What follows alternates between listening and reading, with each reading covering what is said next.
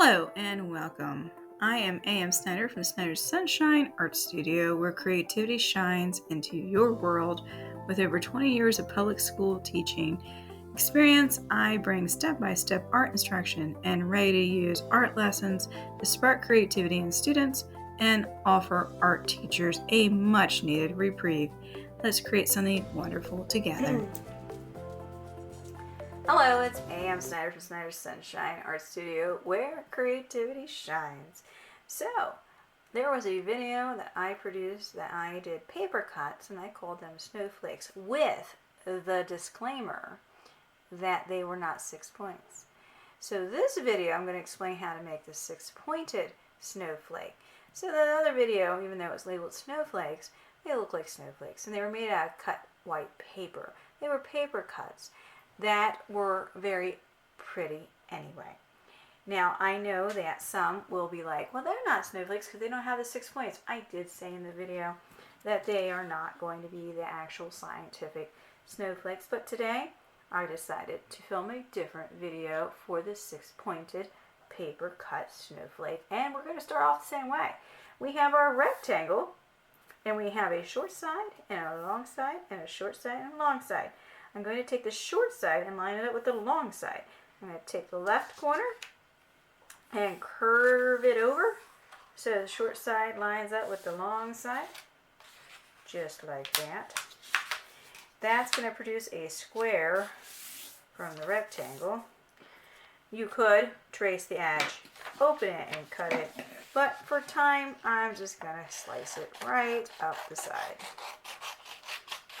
Now, I have produced these beautiful things with the 6 points. So you can see that unlike the other ones where we fold the paper a little easier, by the way. So that is why I purposely do the 8 points, because with students it's easier to fold the paper the way I did in that video. You still get something that looks wonderful, it resembles snowflakes. But if you really want to do the 6-pointed one, it's a little more difficult to fold the paper. Now, I've done cut paper snowflakes with 2nd grade, that young, and like I said, folding it the way I did in the other video worked better. So with this one, I have found it to be more challenging to fold the paper, and you'll see in a moment. So we have our square, and I'm going to fold it in a rectangle and open it up and cut along this center crease, and I'm going to fold it from left to right and cut it apart. And I'll do the same with this so I can get multiple ones. And as a bonus, after I have these cut, I will show you an optional art lesson that you could do with these as a stencil. Did you hear that? Stencil. Okay, so, alright, we have our square. We're going to turn it so it looks like a diamond or a rhombus. I'm going to take the bottom corner and bring it to the top corner. Fold it so it's a triangle. Our crease is at the bottom. I'm going to take the left to the right, and we're going to crease it. Now we are going to open it so that the long side's at the bottom. We're going to take the long side on this side and line it up with the crease. We're not going to press it down though. We're just going to line it up for a moment.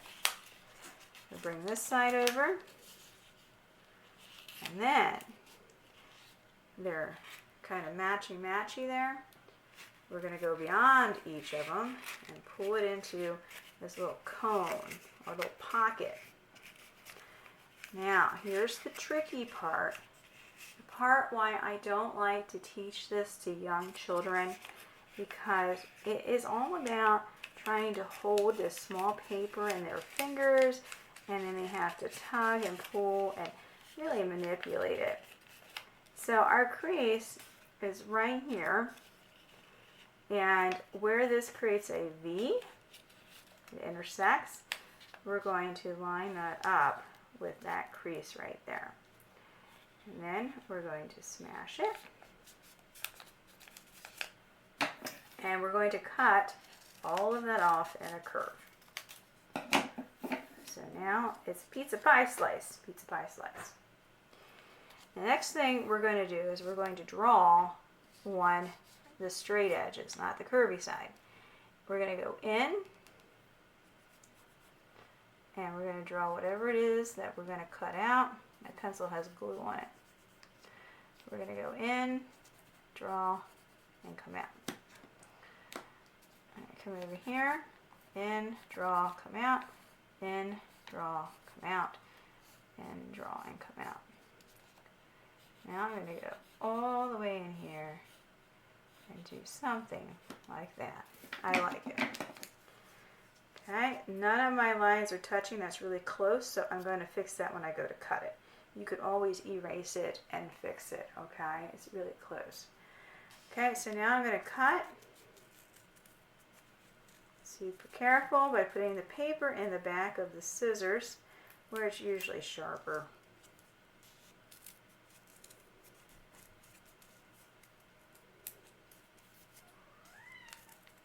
My kitty is deciding to whine. She wants to come in and play in my snowflakes. You have no idea how cute her paws are under the door. Oh, I'm sorry if you hear her. She's very verbal. It's because it's dinner time. Yes.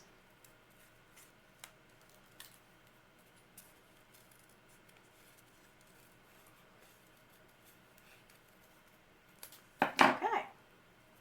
We're going to open up our pizza pie slice. And we will have our 6-pointed snowflake. 1, 2, 3, 4, 5, 6. Done. Let's do it together one more time, and then I'll show you how you can take this and use it as a stencil. So we have our diamond. We're going to take the bottom and fold it to the top. We have our long crease. We're going to take the left and fold it to the right. We're going to open it, long sides at the bottom. We're going to take this long side on the left. We're going to bring it to the crease, but we are not creasing it. It's still a pocket. Take this long side and bring it to beneath that one. Paper wants to buckle. And then we take these little like ears and we pull them over. We manipulate it until this point that's formed lines up with that crease. So sometimes we have to really mess with it. That works. Smash the sides. Cut this in a curve. Get rid of all of that extra. I'm going to cut it a little more because it didn't feel right. Okay, we have our pizza pie slice, and I'm going to cut the center out of this one.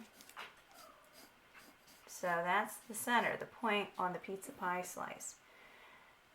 And I'm going to go in here and draw whatever lines I'm going to cut out.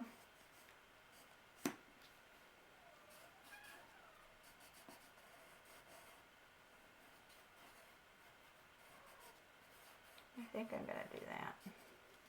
Remember, the curved side is going to be what's on the outside of the snowflake.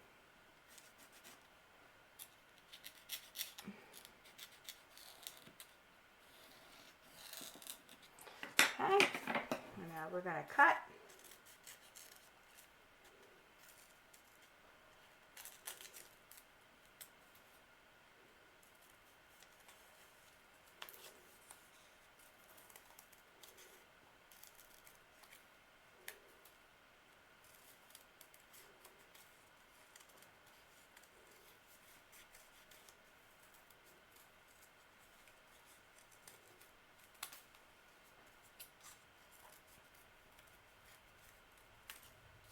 And when you're doing this with students, you want to make sure that they keep their paper low to the table so all the little bits don't go flying everywhere. Allow plenty of time for cleanup one of the easiest ways to clean up is to get the students to use a maybe a construction piece of paper that you may not want to use. It could be old, and then they just scoop it all off their table onto the construction paper, and then take that to the trash can. Let's open this up. So when I open it halfway, you can even tie in a lot of math here. I didn't get into that, but I'm sure you can figure out the math here. There's 3, so it's in half, so then 3 plus 3 is going to be 6. And voila, look at it. How adorable. So we have our 6 pointed snowflakes, and what you can do is use them as a stencil with lots of colors and a lot of vibrating, pulsating images, and I will demonstrate that shortly.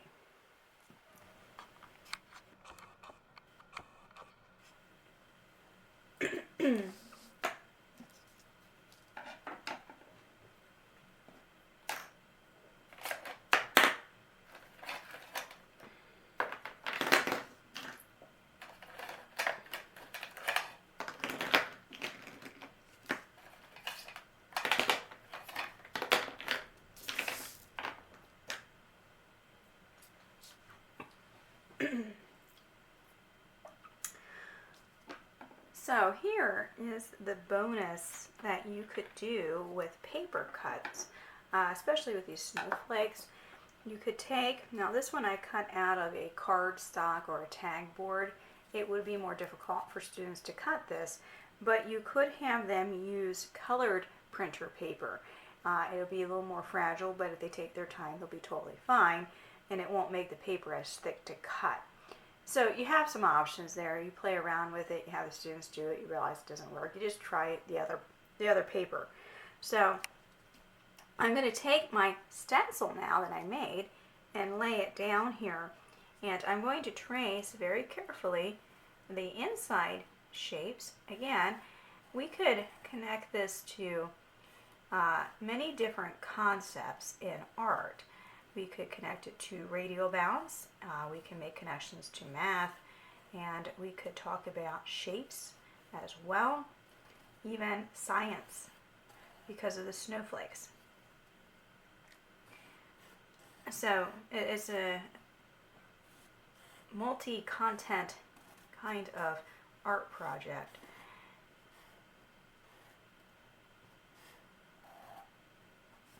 Now, if you are a student and you are following along, hopefully you get the idea that we have balance, and it's called radial balance, because we have a center point and everything going out and around, ray going out, and dial, meaning something that turns like a dial on an oven. It's all the same amount of information, so it's nice and balanced. Now that I have that traced, we have our shapes, which could be geometric or they could be more organic, depending on the lines that were used to cut them out. Now we're going to use the lighter colors here to start with. Now I pulled out some highlighters because they are light, and I was thinking they would work very well for some additional color if you don't have a wide set of colors in your marker kit. And what we're going to do is we're going to color in the shapes that were made, and then we're going to layer the colors going around the snowflake to produce a very fun and colorful layout.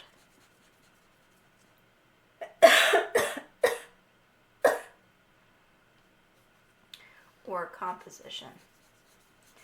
And even in the layout of the composition,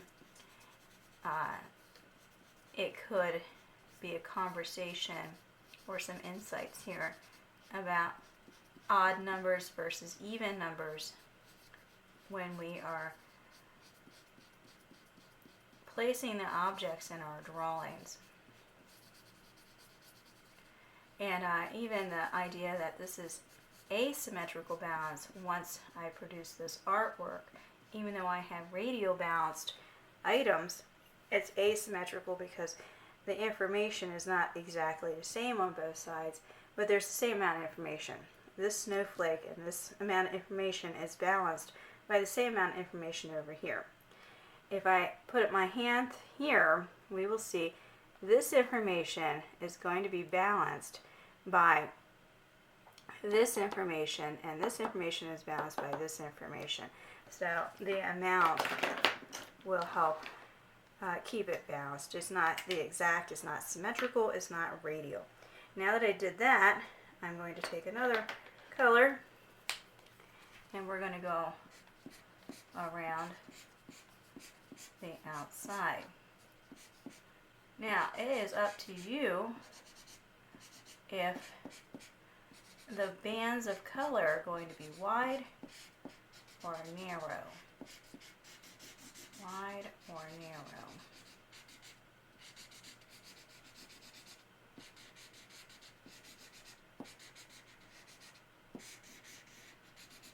I like that they are wide, and for this example my daughter wanted to help, and that was wonderful that she wanted to help. And you see her bands are more narrow, which means there's more alternation of color. The wider bands means there's less of it, and you'll see they will run into each other, and then you have to problem solve how they're going to run into each other. I like the idea of having students, as well as you who are watching, figure out how to make them blend into each other. So because this is purple here and this is red, I think I'm going to go and use the purple, and I'm going to have it blend into the red here. So first I'm going to clean this one up, and then I'm going to take the purple over here and around.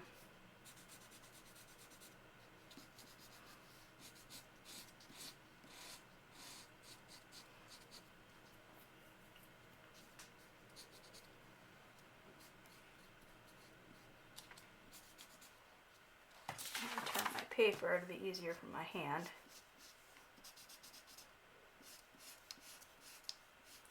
Also, we have color. So you could decide that you're going to use the whole spectrum of color, or you can limit it to warm or cool colors. You could limit it to primary colors, contrasting colors. So you could play in a set of colors, color schemes with this idea as well.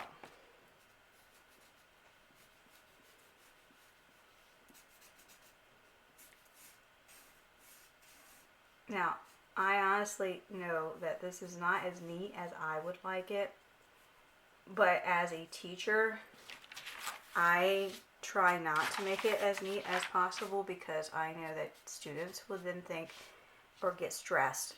I've had students get stressed out because they're like, it doesn't look like the teacher's. And that is not the goal in my classroom. The goal in my classroom is for the students to enjoy what they're making, of course make an artwork that resembles what I'm trying to teach them, and to gain new information. That's the goal. So I'm going to take this red now and just going to fill this in. And we're going to go around. And you can see how I solve that.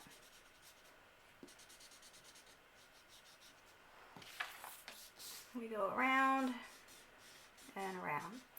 Now, depending on how you do this, if you do a larger sheet of paper with multiple snowflakes, it's going to take longer than using a smaller sheet of paper with one snowflake. So depending on what your time frame looks like, plan ahead for size, because the size does play out in regard to time.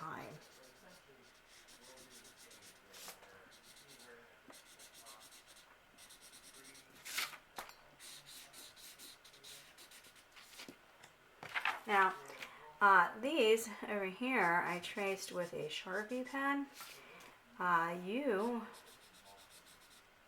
may want to do it with a pencil, like I did with the demonstration here. And then you can go in and trace around.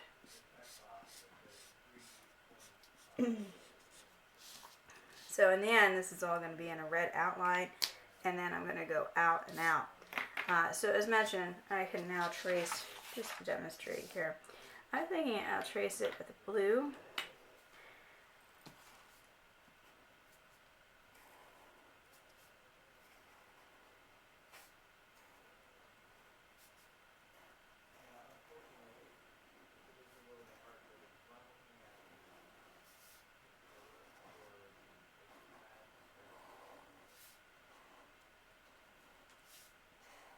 And then with these bigger bands, if you even make them even wider, you could even outline each of those if you think that will be something that adds value to your artwork or cleans up the edges, or you leave it be. Now, in addition, as I'm doing this, I'm thinking, well, what if you trace these? You color the snowflake a blue to make it that cool color. Or, yeah, you could color the snowflake with a white crayon, and then paint over it with blues and grays to make it look like a crayon recessed. That's another possibility.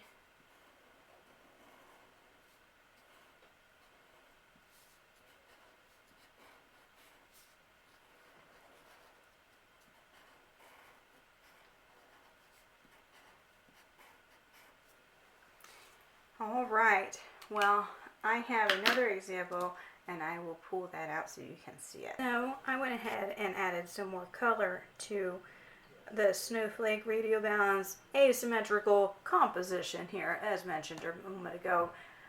There are several different art concepts that you could contribute to this one art assignment or activity that you may be doing as a student. Notice I didn't finish it. I would finish it, but because of time, I didn't. Another thought was you could always, after kids get tired, because it is a repeated sequence, which goes into pattern, you could have them repeat pattern of color as well. You can always cut the edge and then mount it on a colored piece of paper. That's an alternative to if the assignment is taking too long. I have this is rather older snowflake. Again, this is not a 6.1. It's just a paper cut that I consider to be snowflake oriented. And then I took it and put it onto the same square size paper, and I used it as a stencil, and then I traced and colored it. So those are additional ideas of what you can do. Additionally, I did this in a workshop. It was a pottery workshop, and they gave us tiles. They had us do a paper cut, and then we used our paper cut as a stencil. So if you're looking at doing something that's clay-based, there's another option for you. The last possible thing that I have that is fun is getting tape and a string of some kind. Okay. Make it a length that works for you. And I'm going to cut this off. I'm going to take the tape, and then you can take the snowflakes and tape them to the string.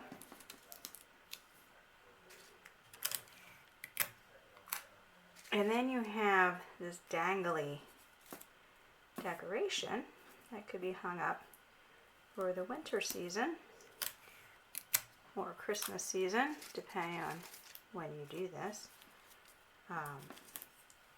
Could be hung across the top of the wall or from a bed frame.